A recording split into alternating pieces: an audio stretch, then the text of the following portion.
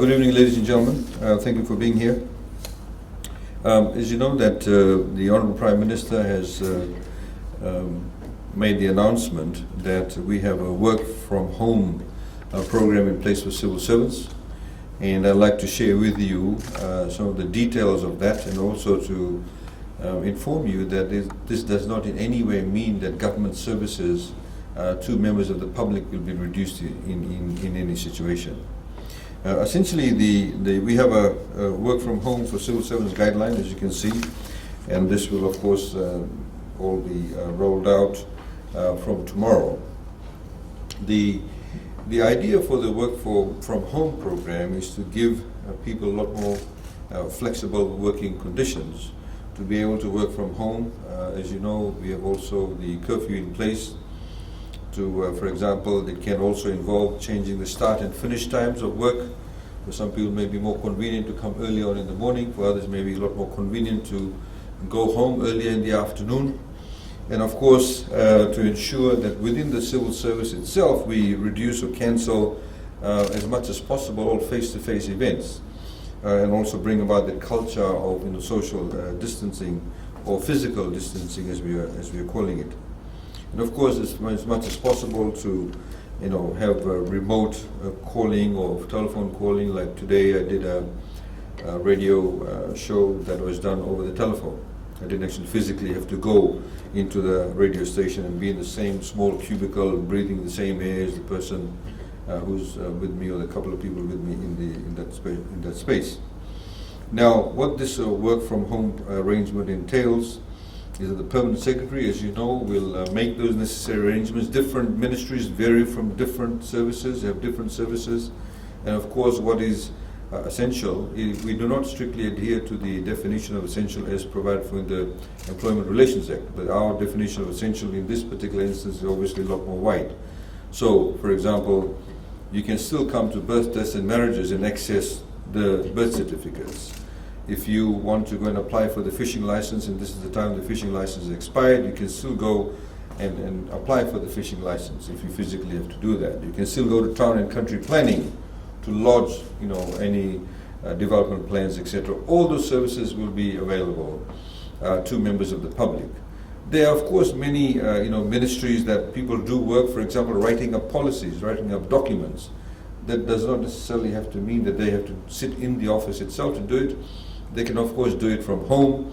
And there are many other instances where the work carried out by civil servants can, in fact, be done from home. But, of course, in all of this, because the civil servants are, of course, being paid full salary, the permanent secretary will document with the staff the duration of the arrangement, for example, the hours that they will work from home, the key responsibilities and the output, so they can track what they're doing, the technology and other equipment that may be required. So somebody say, well, look, I can do, if it's decided they can do the work from home, do they have the right technology? Do they have the laptop that they can for example, work from and send work to? And also the health and safety and well-being and the security while working remotely. It does not place any additional burden on that particular civil servant. When working remotely, of course, the staff have to ensure that they are contactable during the normal working hours, that we can get in touch with them. So, for example, if there's a question, they're there to answer the phone, the mobile phone. They, of course, need to also adhere to the Civil Service Code of Conduct because they're still working. They do not actually go and say to people, okay, why don't you come to my home and we'll have a meeting? And that defeats the purpose. So obviously they cannot call members of the public to their home to have a meeting in respect of their work-related matter.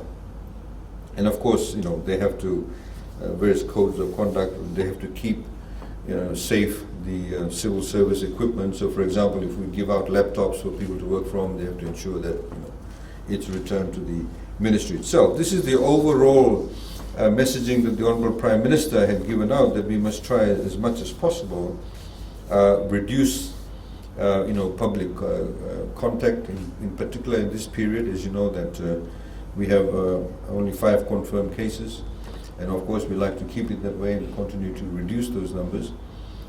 This is a culture we're trying to inculcate. Of course, other organizations in the private sector can follow that. Some, of course, can do more so than others. I mean, some of you may be able to do your stories sitting from home. writing up stories. You do not necessarily have to sit in the same office to write up your stories. Some of you may be doing stories online. You can do that, of course, from the comfort of your home. Similarly, there may be other jobs in the private sector where work can be done. For example, you can visualize accounting firms. If, for example, people are preparing books, the balance sheets, various other matters, they can do that from home. Even in law firms, if they're preparing for cases, they can do that from home. We understand a couple of law firms have also asked people to work remotely from home. So this is a step that government is actually putting in place. But please understand, this in no way means that government services to the public will anyhow reduce or diminish, and will continue to provide those services to members of the public. And tomorrow we are meeting up with all the permanent secretaries to ensure that all of this is rolled out smoothly and that there is no deviation from the services that the Fijian people can expect. Of course, there are some ministries that there will be a lot more heightened work for them. So, for example, with the disbursement of funds for those people who are in the informal sector, in the enclosed or confined Lautoka area, they'll be able to collect their $150 and will work using the BDM office in Lautoka. Of course, they'll be there in full force, carrying out those services. And of course, various other agencies that are fulfilling the roles that is required of them in this particular period. Do you have any questions?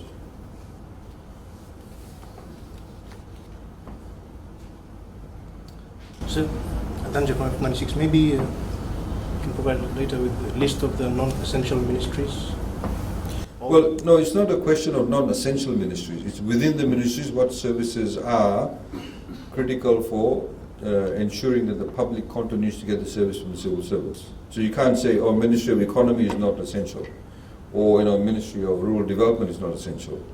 It's within respective ministries. So, for example, in a ministry you may have a policy division, and their job is to basically write up policies, write up papers. So they obviously can do that from home. But they may be within that particular ministry themselves that they may actually need to be in the office. So, for example, those people at this point in time who are processing, for example, payments for Ministry of Health, people are processing budget payments. They need to be there to see the documentation, because we don't have that level of electronic documentation in Fiji as we would wish. We hopefully will have that very soon. So because they're hard copies of documents, they need to see that to process those really quickly. But there may be other people within, for example, Ministry of Economy that are writing up policy papers in the Prime Minister's office or any other office.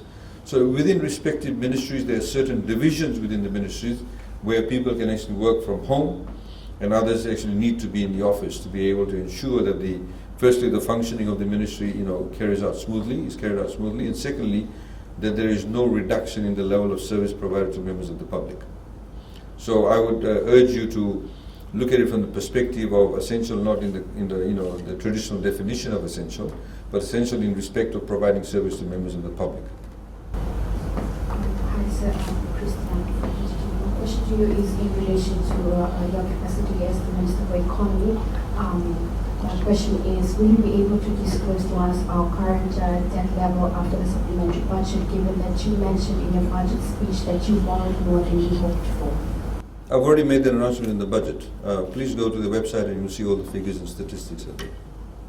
So how long will these civil servants be working from home? Well, again, that depends on what happens in respect of our situation regarding COVID-19.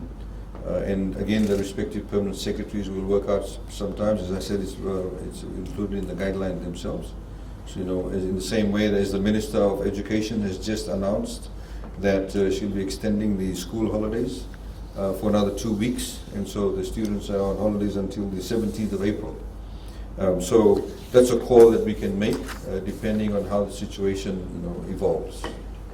Sir, in terms of FNPF, there's some employers who are not giving sort of letters to employees, and they've been sort of laid off. Some of them have been told to take leave without pay. Would there be a sort of review if FNPF could provide assistance to these people? Well, certainly the employers need to provide those letters. As we, in the budget statement, we said employers need to work together with all the employees They should not see this as a opportunity to not assist employees. So they should provide those letters in the first place. So obviously, if they provide those letters, then those employees will be entitled to the various withdrawals as we've announced. So if they're nightclub workers, for example, and the employers don't give to them, how do they access the funds then? Well, they should give them the letter. They can come and inform FNPF. Obviously, the FNPF would have the details of that particular nightclub, the business name or the limited liability company, and you would be able to tell very easily that it is a nightclub operation, and the staff could produce their FNPF number, they could produce their salary slip to say that, I was working in, nightclub X, and therefore, I'm entitled to this, it's been shut down. So that knowledge is there. We've just also had discussions with FNPF through the PS for Economy regarding some of these issues that have come about. We had also some issues, normally these things do happen in the first couple of days, where some FNPF staff had turned away some people who they should not have turned away, so we've ironed that out. And some more guidelines, in fact, has been rolled out, and FNPF will be advertising, those new measures being put in place. So Fijian Labour Party had released a statement saying that the COVID-19 response budget was a bailout budget under the pretext of a stimulus package in response to the COVID-19 threat. Can I just get your response? That doesn't warrant a response, actually.